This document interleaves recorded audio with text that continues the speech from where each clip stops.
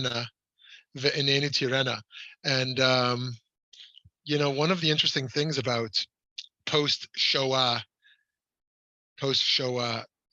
nigunim, although I don't know if this proceeds or not, is that I think they have this a slow part and a fast part. I mean, I don't know a lot about comparative music to say how typical this is and other things, but it emerges, I think, from this kind of paradoxical sorrow and yearning.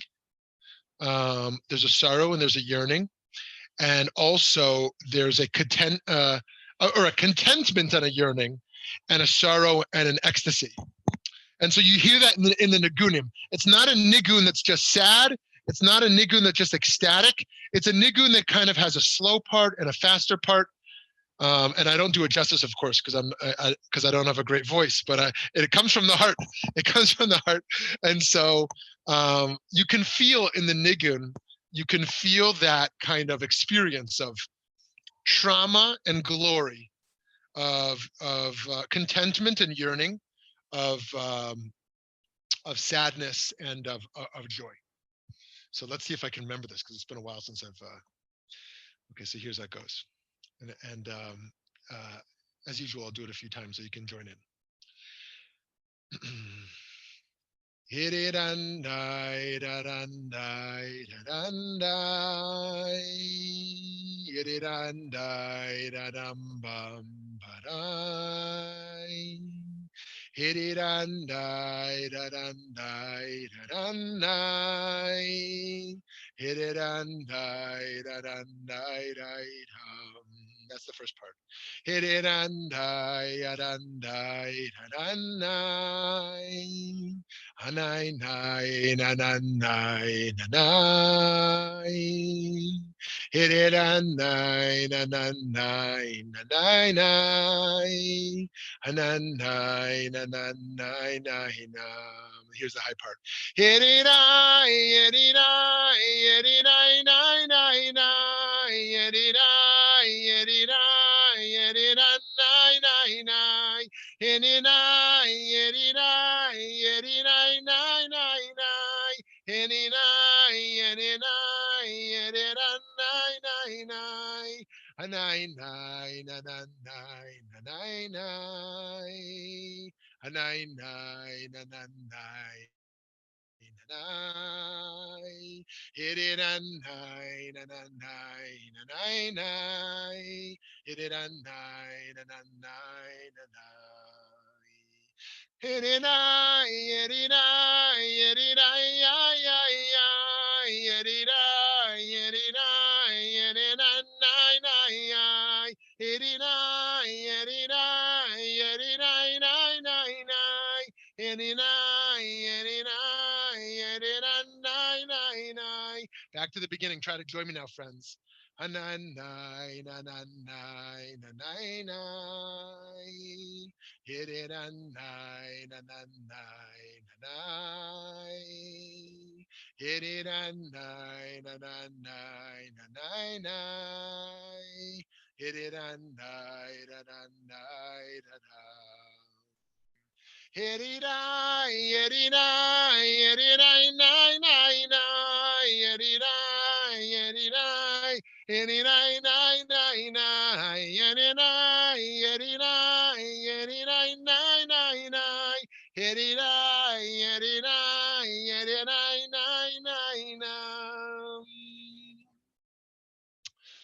So, it's interesting. It's interesting because I think for Jews, this is, of course, not the universal experience, but I think there's kind of like you see this in a lot of Torahs, a lot of Hasidic Torahs, a manic depressant kind of thing going on, highs and lows. It's kind of, it's those unfair jokes. I mean, they're sweet, perhaps, but they're also kind of unfair. Like the Jewish mother jokes, like how you think of like who a Jewish mother is, and how you describe that role. But also the way you experience kind of like a traditional synagogue kind of energy. And I think there's kind of like this frenetic energy of kind of, as we said, traumas and glories of this like yearning and this calmness. And so a lot of these nigunim I keep finding kind of go back and forth between this like calm place and then that yeah, it's kind of like 2 nights ago I was sleeping and my 3-year-old daughter who sleeps next to me says she jumps up, jumps out of the vent. She goes, my iPad is outside the window.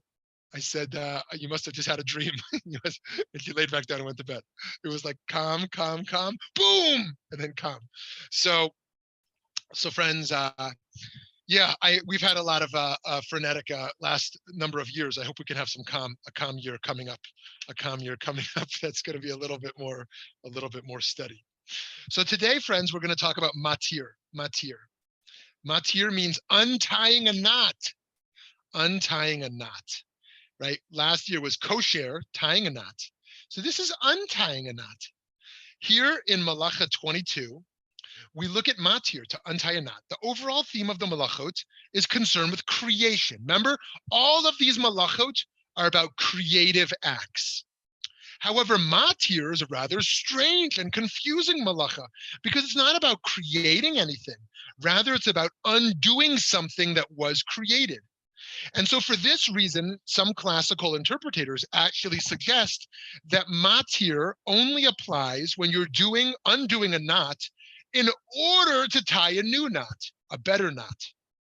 So through this lens, we understand that indeed there is a creative action intended ultimately, right? It's almost erasing to rewrite. In the Mishkan, knots were used to tie together stitches at the end of fabric. On the biblical level today, we're only concerned with knots that are intended to have some level of permanence, at least 24 hours, and to be very tight, such that they are unlikely to become undone. Not very temporary knots, like those created with a shoelace or by tying a necktie. Of course, there are hundreds of different variations of knots. Knots have been crucial to various forms of work throughout history, for sailors, for farmers, and so on. So in our daily life, what does it mean to untie? What does it mean to untie? What does it mean for something untied to become unraveled? Let's start with the self, more specifically with the mind. What is the mind? What is the mind? And could we argue for what some philosophers have called an extended mind, i.e., a mind that doesn't end at the skin and the skull? Perhaps our mind includes the larger enhanced system of data collection and knowledge, which we're connected to. Perhaps my iPhone data or my laptop documents are not merely tools, but an extension of my mind, since they are reliably accessible. That's the key, reliably accessible. My brain internally and what knowledge I have readily accessible externally are tied together. Yes, they could be untied, of course, but it would take a lot of creative energy to do so. Perhaps the skin is not the boundary of the self. That which has availability and or portability could be part of the self. Actually, it's interesting, tangentially.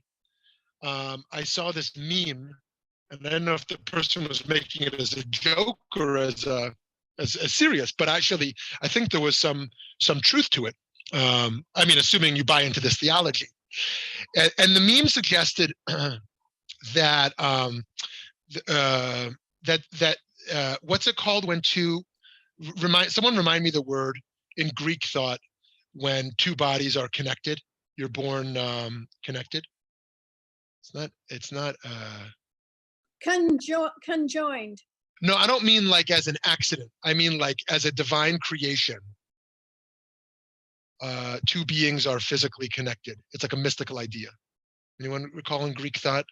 But yeah, conjoined is, yeah, you're right, Eileen. Conjoined would be how we would talk about it today, like a child with, two heads and one body. Yeah. Okay. In any case, someone said that the desire for sex theologically emerges from the fact that in the creation story, man and woman were created connected. Their physical bodies were created. Now, that we'd have to think of a theology what that means for gay folks. But from a from the straight perspective, the idea that what men and women are really longing for in a sexual encounter is to go back to that primordial state of a unity, of a physical like connectedness. And so actually it says over there in Bereshit, in Genesis, that humans were created basar achat, one skin, and there's different interpretations of that. One, that they should be basar achat, Adam and Chava, basar achat, and one interpretation of that means that they should get married, they should unite themselves and physically make themselves ends for each other. They should be intimate, and they should be like one skin together. The other interpretation, and I'm forgetting who gives this, I think it's Nachmanides, but I'm blanking at the moment, says basar achat means reproduction.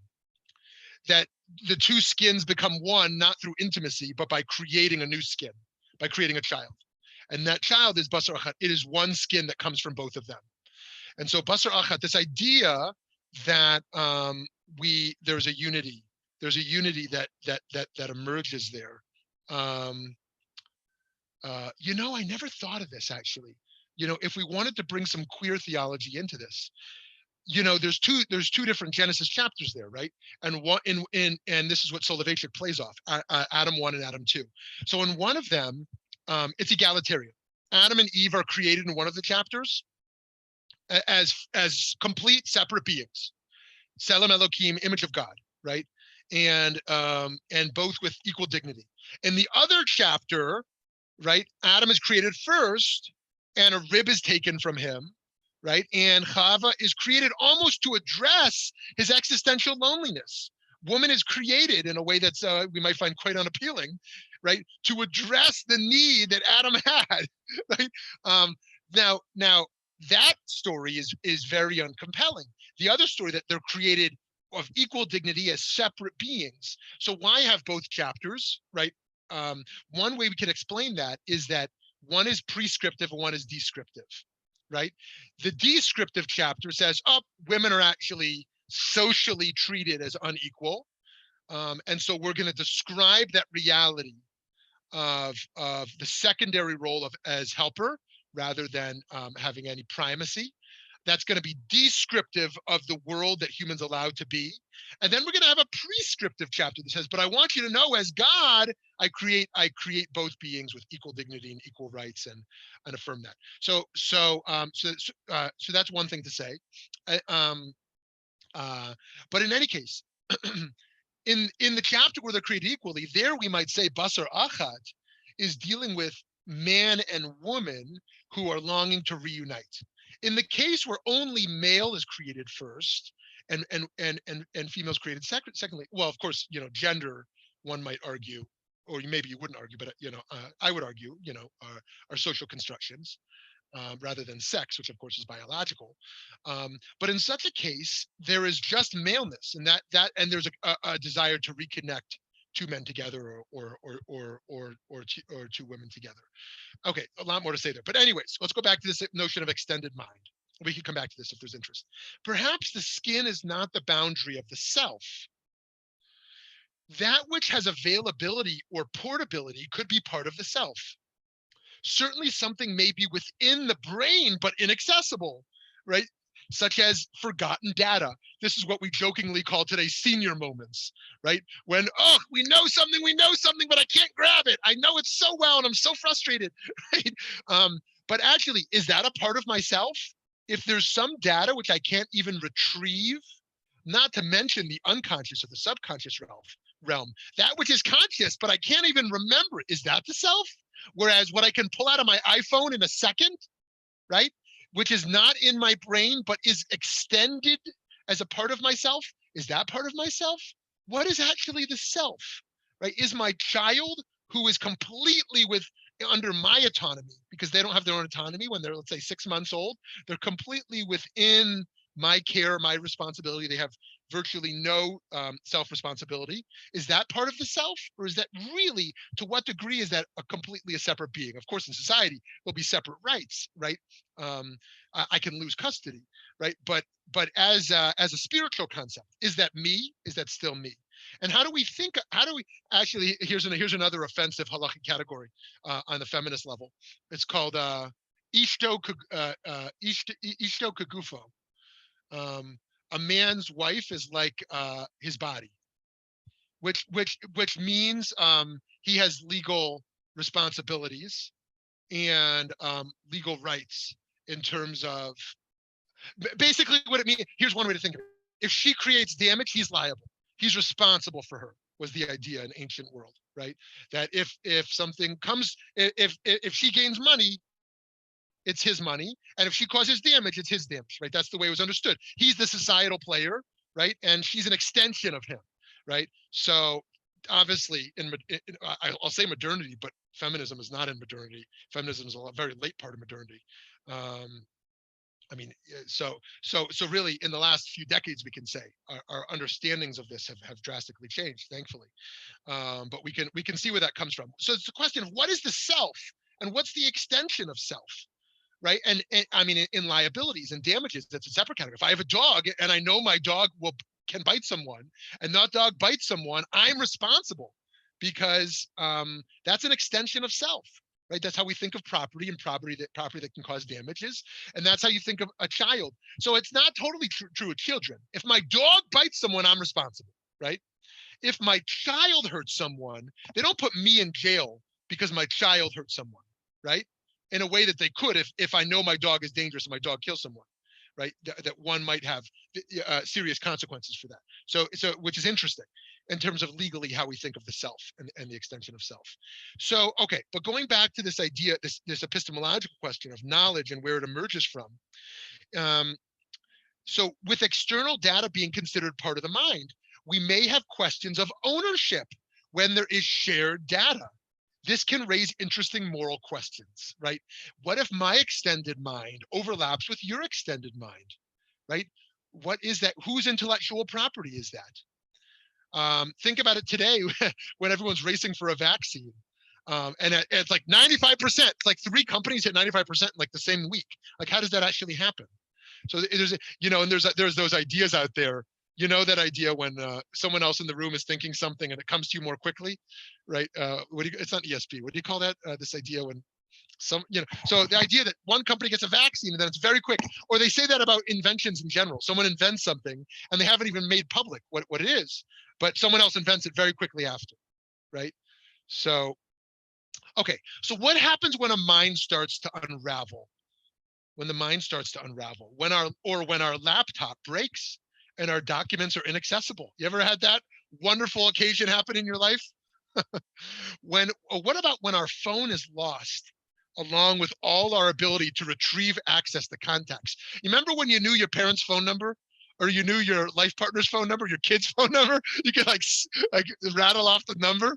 Okay, so maybe they've had it for 20 years and you still remember it. But I couldn't tell you one friend's phone number, right? That's in my mind because it's in my extended mind, right? But it's not in my brain.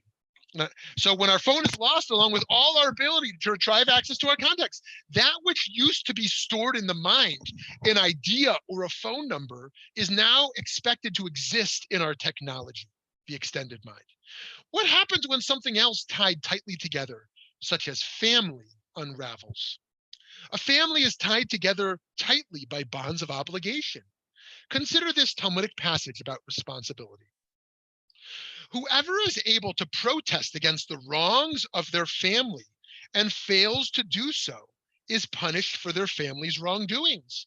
Whoever is able to protest against the wrongdoings of their fellow citizens and does not do so is punished for the wrongdoings of the people of their city.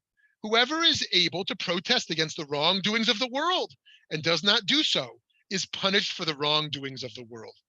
Now, we might read this as in 3 ways: as descriptive, prescriptive, and as theologically interventionist. So what does it mean to read it descriptively? It would be to say, that as a natural consequence, we are bound up. And if we don't stop evils, we ourselves will be harmed, right?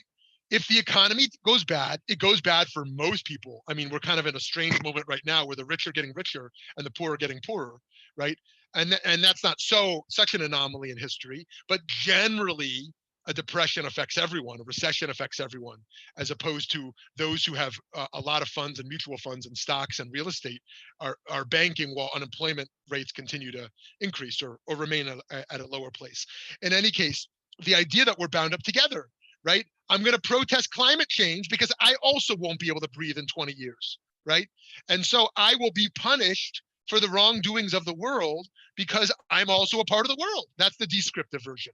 The prescriptive version is to say, I merely hold the guilt. I morally hold the guilt of having the power and privilege to protest against wrongs and choosing not to. My sister says something racist, and I say, you know what? I don't want to rock the boat on Thanksgiving. Let her say her racist stuff. Let's keep the peace. Or I say, actually, I'm the one who's placed at this table to be the one to call her out. And I can, as they say, call her in rather than call her out.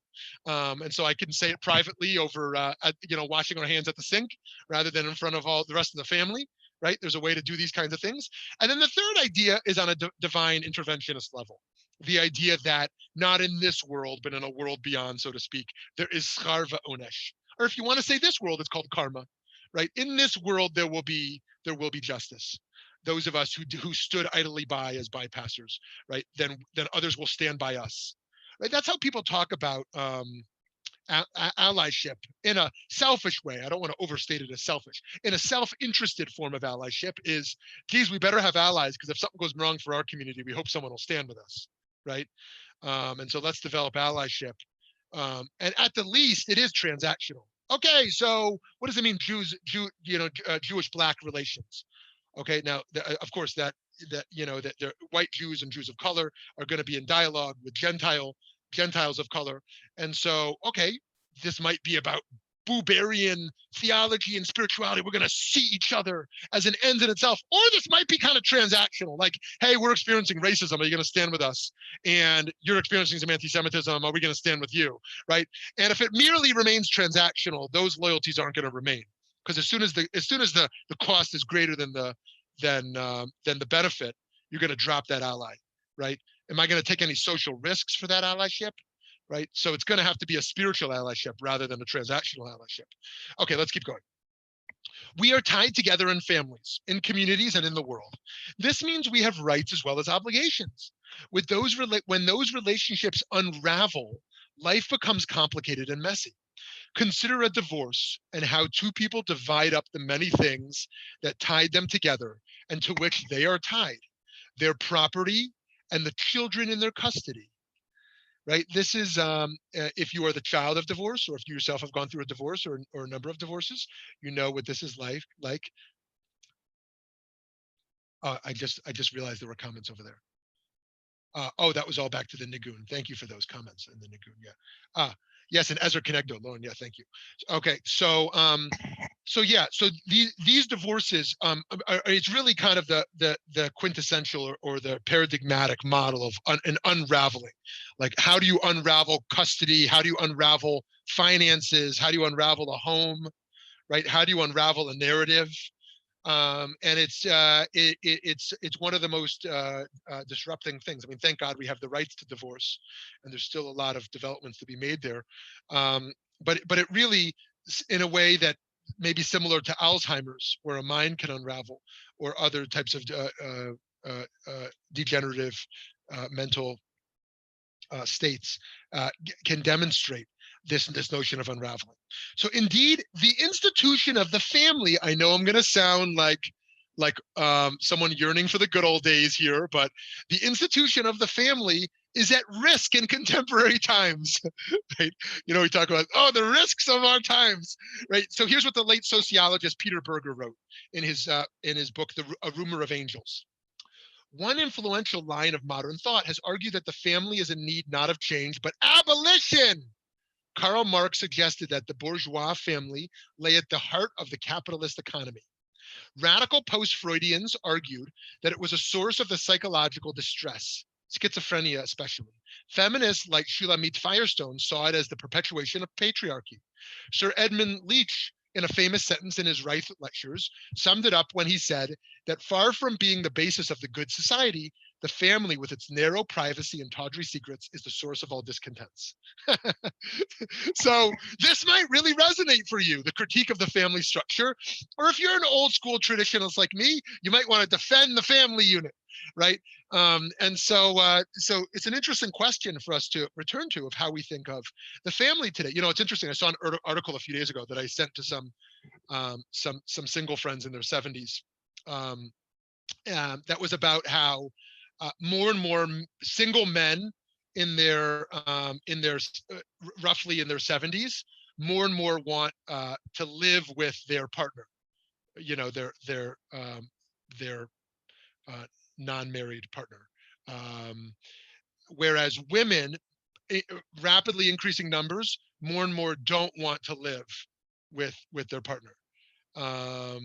You know, that it challenges those gender stereotypes we had held, that women more than men really want want a family unit.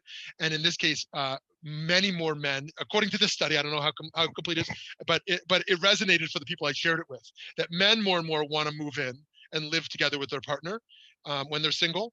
And again, I'm just dealing with straight couples here. It'd be interesting to look at gay couples. My sense actually with gay couples, it was the opposite trend, that there was an increasing desire to live together. But this is just, again, from limited articles I've seen. In any case, but women more and more want to have a partner, but who are not married anymore for whatever reason, but want to live alone. Okay. While families, now building off Berger here, while families can always be improved, the foundational basis of the Torah is the family. Our Torah is the story of a people, of a family, of many families making up one family. Consider that the first commandment, the first mitzvah in the Torah, anyone remember, is to have children. Peru or Vu is the first mitzvah of the Torah. By the way, just tangentially, the Me'am Loez, a fascinating commentator, he describes the mitzvah of Peru or Vu to be intellectually and spiritually creative, right? Because you might say, no, the mitzvah only applies when I'm these ages and in this life stage. And he says, no, actually, that Peru or Vu means to emulate God in creative acts. And the best of that, or the pinnacle of that, is creating life, that God creates human life. And so too, the affirmation of life when we create a child. And I would actually argue that adopting a child would be an act of Peru or Vu, you know, in some sense. It's a fulfillment of the mitzvah of Peru or Vu. You're not giving birth, of course, but you are giving a child life in a certain sense. So anyways, he argues that we can fulfill that mitzvah to emulate God through spiritual and intellectual creativity. Actually, it's funny, you know, some of you know my father used to run Crayola Crayons when I was a kid in the 80s. He was the president of Crayola Crayons. And he came home, and my parents came home one day. I have a lot more sympathy for these days. And I had taken markers and drawn over all the walls in our home. And my mother scolded me, "What are you doing? Marker all the walls." And my father looked at it and he said, "There's got to be a washable one. There's got to be a washable one." And he invented the washable marker. That was the invention of the washable marker. So if you've ever had kids draw on your walls with a washable marker, you can thank my father. And he just moved to Scottsdale, so you can thank him in person if you live in Scottsdale. But now these days, my kids find pens, they find permanent markers. I mean, our walls are like. Any case, so anyways, my father was engaging in this creative act. The family is an institution for us to defend, even as it evolves. The knots can become untied, but we must tie them again when possible. How will we make the knot tight? A tight knot may feel suffocating and confining. How can we allow for freedom and individuality while keeping the knot tight? Of course, in community, family extends further. Princeton sociologist Robert Wuthnow reports that in answer to the question, if someone in your family became seriously ill, who would you count on for help? 86% of regular attendees replied that it would be someone in their congregation. 50% said someone at work. 35% referred to public agencies. The religiously committed were more likely to have a neighbor, voted in local elections, attended neighborhood meetings, contributed to charitable appeals, and performed voluntary work. Now, here I want to make a politically conservative argument that as an overgeneralization, with lots of exceptions, we typically have said that liberals support bigger government and conservatives support smaller government, right? Of course, there's lots of historical exceptions to that in terms of spending and how those operate. But in general, the liberal approach today is that government should take more responsibility for the vulnerable. And the conservative argument is that society, individuals, and communities should take more responsibility for the vulnerable, not the government, which is obviously interconnected with philosophies of taxation. But here I want to make an argument that leans in the politically conservative direction without going fully in that direction by saying that actually there are serious needs that are met by communities. It can't simply be that we break down society into individuals and governments, right? That all individuals have rights and the government has obligations, but rather it is true that the individuals do not have all rights and privileges. And it's also true that governments do not have all obligations. There are other spaces. The corporate sphere has obligations. Communities have obligations. What does it look like to hold those different spaces together? Government obligations, individual rights, communal needs, and communal obligations. If 86% of regular attendees replied that if they needed someone, they would turn to their extended family, which they called their community, we better be sure those communities don't break down. If all we have left is individual and government, or maybe family and government, which is hard for people who don't have family, which is increasing numbers of those who have been divorced, those who are single, those who are widows, those for various, all kinds of reasons, live alone. We need to invest in community and understand the role of that community. And then work. That those who aren't in community or have colleagues at work, 50% say they turn to someone at work. Okay, I'm not going to call someone at my church or synagogue, to help me in my crisis. I'm going to call my colleague at work. Interesting. 35% public agencies.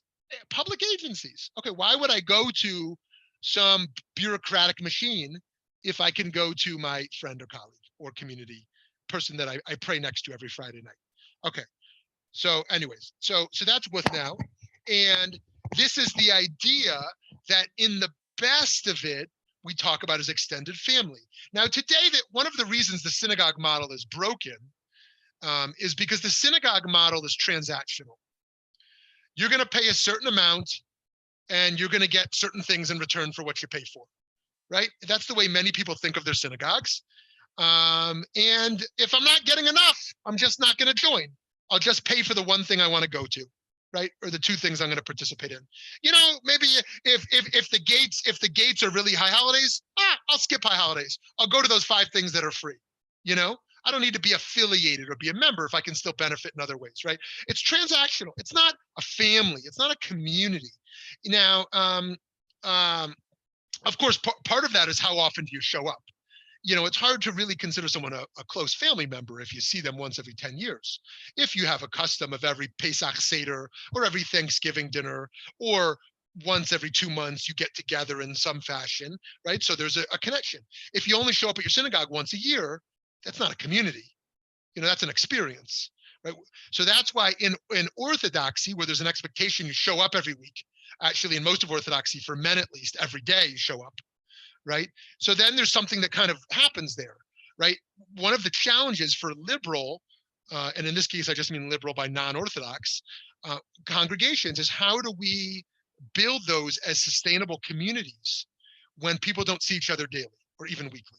If you show up at your synagogue once a month, you're like a really diehard synagogue attendant, right? Once a month is a lot. Whereas if you showed up once a month at an Orthodox synagogue, you'd be like, "New, where you been? You been sick? You go out of town? Like what's happening?" So it's an interesting challenge. Now, of course, I'm making a mistake by defining community as synagogues. If only 15% of American Jews are affiliated with synagogues, what does American Jewish communities look like? What are micro communities? And here, I don't even mean what we've called micro communities for decades, things like chavuras or little study groups or things like that, which are wonderful things. But there's other informal types of micro Jewish communities that emerge, right? And how do we invest in those? How do we invest in those? Because more and more, that's the way people affiliate, is not with major institutions, but with micro informal communities for various reasons. Mainly, well, actually two main reasons I would suggest. One is because of the lack of barriers to entry. And second is that more and more we want boutique. We want boutique. I'm a Black Jew. I want to be with Black Jews. Right here, I'm like far left ideologically. I want to pray with people far left ideologically, right? I'm an Israeli, so I only want to be with Israelis, right? And then it goes even further, right? I'm an empty nester. I want to be with empty nesters. We have children ages 2 to 5. I want to be with other young families who have kids ages 2 to 5, right? And this is the breakdown of the beauty of multi-generational, pluralistic communities, that people want to be in micro communities that look just like them, that feel totally comfortable. Now, there's something beautiful and powerful of that, of being with like-minded people, but there's also challenges of how do you sustain that? Who sustains that? Okay, I'm sorry, I'm taking a lot of tangents here. I'm sorry. Okay, all right, let me move on. I would humbly submit that the Shema prayer, the Shema, is phrased b'chol levavecha and not bilevavecha, because chol, all my heart transcends the self. If it said in my heart, that would mean in my heart. But with all of my heart, right? What is all? Extends beyond the skin. That is to say, my heart, my essence, includes what is outside of me. My heart is divided into so many pieces. A piece reaching to God, one to Torah, others to my spouse, children, broader family, Klal Yisrael, humanity, animals, beyond. And through those relationships, we can also love God. To say in my heart would limit love to my own life of affect. As the Baal Shem Tov taught, one can't say Shema until one feels love for others in the room. Once our hearts begin to transcend ourselves, each heart has the permission and ability to reach the heavens. Actually, this is one of the ways we might understand empathy. If all I have is sympathy or pity, then nothing outside of me controls my emotional state, right? But if I have empathy, as soon as I see my child or my spouse or someone I love cry, it brings me to tears, right? Because I'm not fully in control of my heart. My heart is beyond me, and someone else feeling pain immediately triggers a pain in me, right? And so where do we allow our heart to extend? Where do we allow the vulnerability to extend such that the empathy is able to be felt so deeply? Now, okay, let me keep going. We're not obligated to each other. We're not only obligated to each other, we also learn to forgive each other. Here's what Rav Kook writes. One who grieves constantly for their sins and the sins of the world must constantly forgive and absolve themselves and the whole world, and in so doing draws forgiveness and a light of loving kindness unto all of being, and bring joy to God and to God's creatures. One must first forgive themselves and afterward cast a broad forgiveness over all, the nearest to them first, on the branches of the roots of the soul and on their family, their loved ones, their generation, and their world and all worlds. And thus is revealed all the good that is hidden away in everything. And they attain the blessing of Abraham, since there is no generation in which his likeness does not emerge. So here we see not only of loving others and of feeling empathy, but the power of forgiving, of absolving, and the joy that can come that can extend it beyond us, the gift that we give to self and to others through this power of forgiveness, and how it extends in an interconnected fashion, this power of forgiveness. We learn how to untie the pain and resentment in us and let go of the tight grip. Indeed, some knots we wish to never untie. Other knots we can learn to untie and release. This is why Matir, meaning to permit, is connected to Matir, to untie, right? If a rabbi permits something, or legally something is made permissive, it's called to be Matir, right? To be Matir. So that's interesting. To permit something is the same word as to untie. We release one of an obligation. In a divorce, one is Matir. One is permitted to meet others. One is released from the knot. So too in leaving a job or other formal relationship, one is Matir. Our society works not only because we have tight knots, but also because we can have the freedom to release certain obligations and grant others autonomy. This dichotomy of knots, perhaps we can even call it a knotty dialectic, is reflected in the blessing we say each morning, ending with the words, Matir Asurim. Matir Asurim.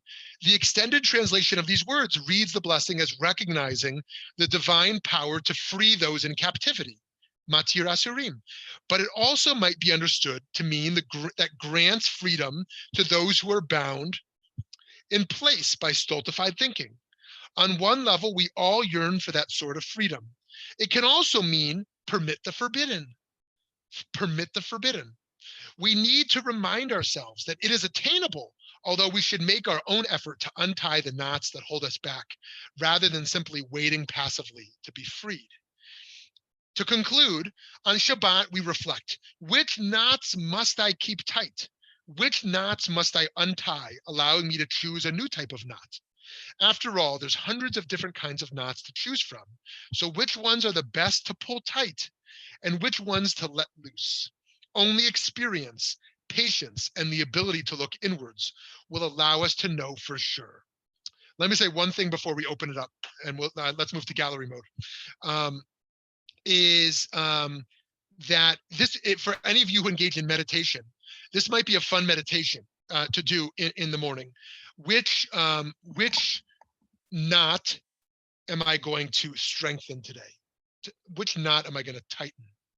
And which knot do I need to untie and unravel? And each day to think about that. Where are we holding on too tightly, and where do we need to tighten? Okay, let's open it up, please. Sorry, I went so. If I can, a few comments, and that's so interesting. Just happened today. I just had knee replacement surgery, so my staples were taken out today, right? Which is a little bit painful to go through, but boy, it feels good when it's done. So when I think, like, in life, like, I've really been working on spirituality lately, and because you hit 36, I hit 70, and when you let go of those old knots, and sometimes you're afraid to, the process of untying them can be painful. But boy, does it feel good, be it mythologies about yourself, about your family, ties to things that are destructive. It's important. It's important to look at those knots and see if they need untying. One of the comment, which was about community, also because I recently went through this surgery. So boy, am I thankful for my shul community. We're a small group. We haven't seen each other much in person since COVID, but we meet once a week on Zoom. And I'm telling you, people have dropped by food and sent things. And, I feel badly for anyone who doesn't have that kind of community. And throughout my life, be it in Israel or here in Toronto, a small modern Orthodox community, and I see among the Haredim too, it's wonderful. I mean, people really look out for each other. Those are my Beautiful. comments. Beautiful. Thank you for those comments, Lauren, and Refuah Shlema, wishing you a speedy recovery. Thank you. Glad you could still learn with us even while you're going through that, and wishing you strength. Knees are that's a tough one. Wishing you strength. Thank you. So I have a few comments. This is Hi. to unpack today. Thank you so much for teaching. One thought I had, and then I want to comment a little bit about the modern family. But I was thinking about untying, and we are habitually think of doing teshuvah as healing a wound or something that's broken.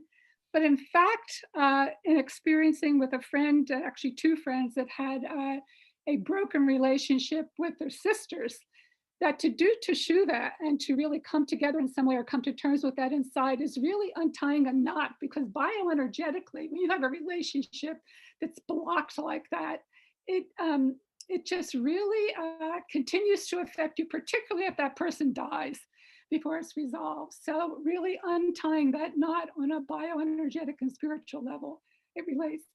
Sorry, my voice is really bad. But about the family. So I think Marx was right in the sense that as a feminist at this time, there were very oppressive roles in the traditional bourgeois family, and that we've done a lot to break out of them, to the extent of sometimes throwing the baby out with the bathwater. So I think that the aspect now of modern families, even though, yes, there is a spiritual dimension to two souls finding each other and wanting to form a family of whatever gender or how whatever that looks like, it means in a transactional way of negotiating all those traditional words. And certainly we want our girls to be brought up with being able to aspire outside of those conditioned family roles of the past and the way past. So I think the essence of family, and particularly when raising children, and there are a lot of forms that family can take. But yeah, I think it's right. There were dysfunctions and ceilings, particularly for women, built into that. They were also oppressive to men in a different way. Yeah. Amazing. Thank you for that. I think that's exactly right. And I actually do value going to an extreme to make historical corrections, because that's often what we do, right? We go to an extreme to correct an injustice, and then we end up coming back a little bit. And so I wouldn't be critical of or too critical of those who called the whole kind of family infrastructure as it's developed into question. One other thank you for those points. And just one other thing that I'm thinking about, we all have different relationships to family and families. And one of the things that I often think about these days is the abolishing of the orphanage in America. Because what we decided was that children need families. America decided children need families. And so we got rid of the orphanage and we created a foster care system. And why? Because every child needs a family was the idea. And so now we have 700,000 children who pass through the foster care system in America each year, because they should be in a family, they should be in a home rather than an institution. Now that's interesting. I mean, as you know, that socialist idea, or going back to the kibbutz idea, the children living well, not completely living, of course, but partially living in children facilities. And today, there actually Andrew Solomon, if you've read any of his books on depression, he's writing a book now on new models of family that are emerging. And I'm actually curious because I'm too judgmental when it comes to this. I'm too old school, traditional. The idea of open relationships and polygamy and kind of new definitions of family are things I can't relate to so much. So I'm curious to tap into his work. Hi, Rabbi. This is Eric. I have a question based off of something that you brought up earlier about protests. The notion you were quoting that if we don't protest, that it's the response. The deeds fall on the responsibility of the family. The notion is how do you how do you balance the notion of protests, like the ill wills, not ill wills, but the challenges of actions and words committed by family, with the concept of peace in the family above all Great. else? Love it. Okay. Here's the 4 points of my spectrum. I'm going to type it on the side. Number 1, shalom. Number 2, machloket. Number 3, tocha. Number 4, protest. Tell me, and I'm sure we could add more to that spectrum, but sometimes we need to go on one end of the spectrum. That is peace in the family. Sometimes we can go one step more confrontational, which is machloket, disagreement. Okay, it's going to be tolerance, but it's going to be respectful tolerance. Then there's number 3, which is tocha, some level of rebuke, some level of disapproval. Judgment comes into place. Machloket says, okay, we have a disagreement. It's a respectful disagreement. There's tolerance. Now we're getting to some level of judgment, some level of rebuke. And 4 would be protest. 4 would be protest. Each of those 4, I think, has their own place.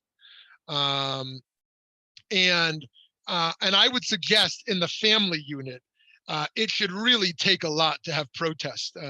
If my kids want a puppy dog and they're protesting outside my room, for their puppy dog, then we can accept that.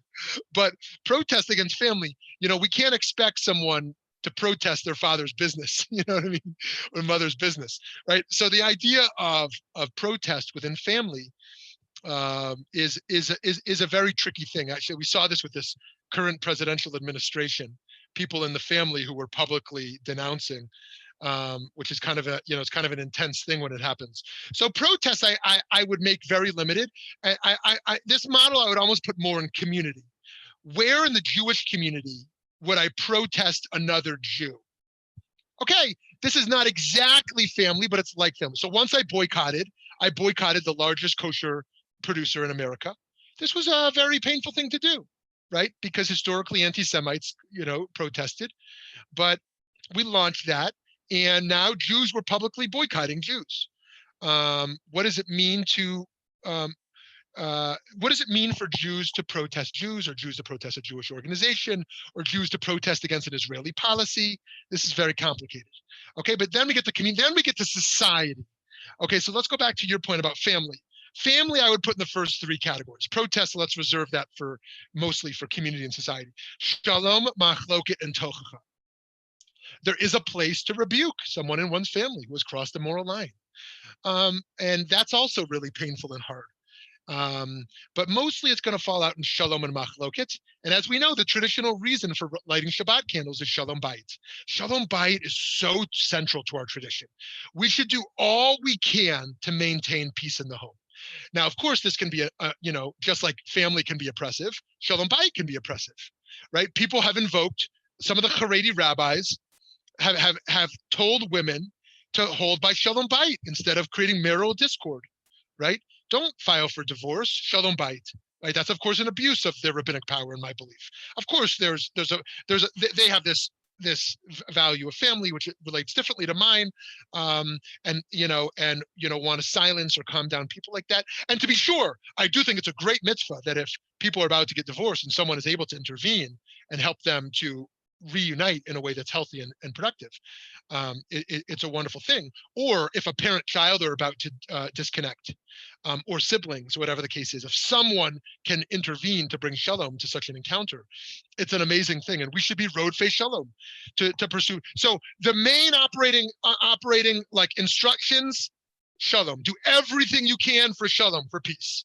When all else fails, then we're going to have to find some other approaches, right?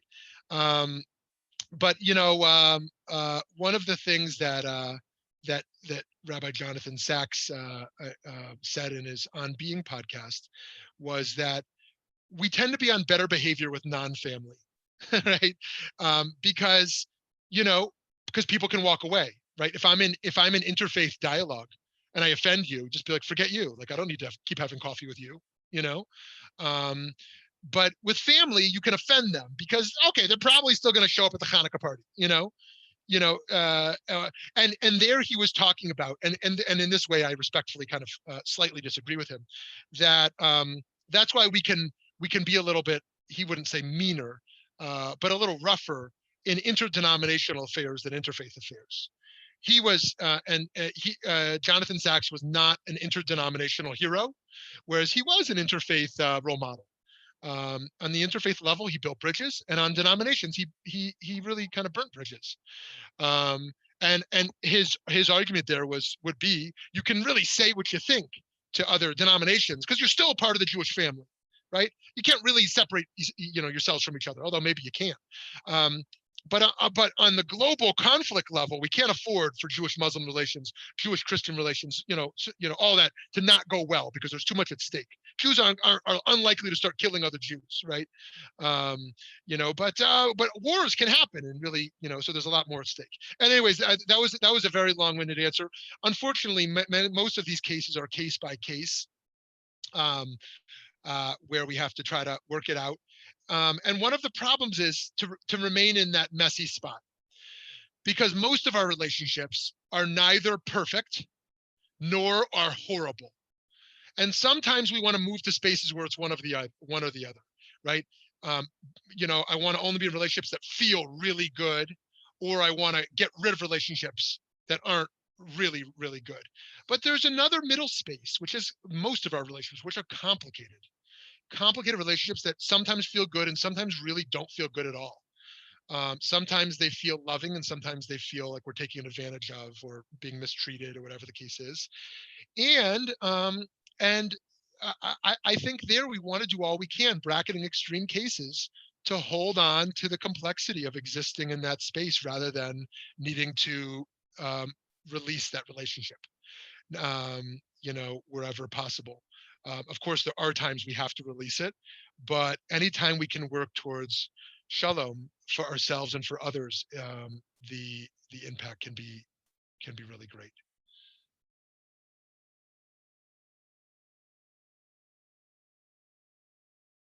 Okay, one more person. It seems to me that the nuclear family today has so many pressures against it that it's very difficult to survive. Yeah. Well, can you identify some of those pressures? Well, you want to have a family dinner and the two teenagers come with their iPhones and never look up. Oh, yes, right. Okay, right. So, right, that when we think of relationships from self-gain perspectives, and a very comparative model, it is very hard to be content in a relationship, right? Hey, how come you're not as cool as that, as those parents? Those parents bought their kid an iPhone, right? Or in an over-sexualized economy, it is very hard to remain physically attracted to one's partner, because we just see an over-sexualized world all over the place, of the way we see TV shows and movies and the whole pornography industry. This whole sense of bodies and of sex, and why one's own sex life can never be as good, one's own partner can never be attractive enough, and one's own self-loathing of one's body and of one's sexual performance, one's own self. And also with siblings. One of my children commented to the other one recently. They said, "How come we're so nice to each other when we're out in public, but when we get home we fight with each other?" Right? Which is interesting. I mean, it's true. They play so nicely when they're in public, and they come home and they'll kind of get in an argument much more easily. And so these things are these things are really challenging, and the threats to the family unit are great. And the great opportunities in our time also pose threats. The idea of women in the workplace is a wonderful thing. What a wonderful thing that to be breaking through those barriers, and there's still so far to go, of women in executive roles, of women's leadership in society. And yet we don't have to diminish how great that is by also acknowledging that creates enormous stresses in the home, right? Because some men might say, I will pull back from my career, and some won't. And how do you build a family of two working parents? And what if they're two ambitiously working parents? This is very challenging. And yet, how do you sustain a family in today's economy with only one? And so the great gains are also enormous, pose enormous challenges. And then the transience of careers, not to mention the screens. Anyways, the list goes on in terms of what those challenges and threats are. And so I hope that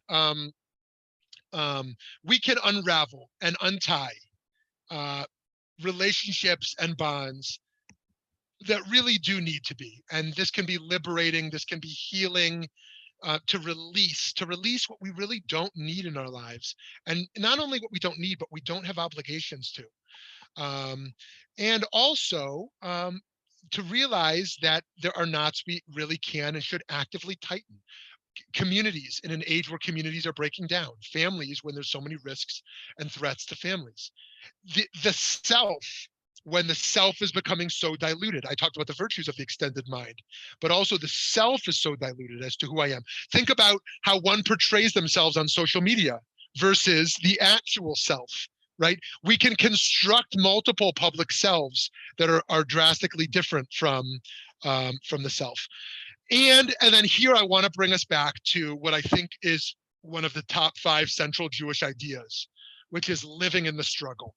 Most of our knots are neither to be unraveled nor to be tightened, but to live in the struggle of knots that are weak. They are loosely tied. And that's scary because we know our mind is not what it used to be.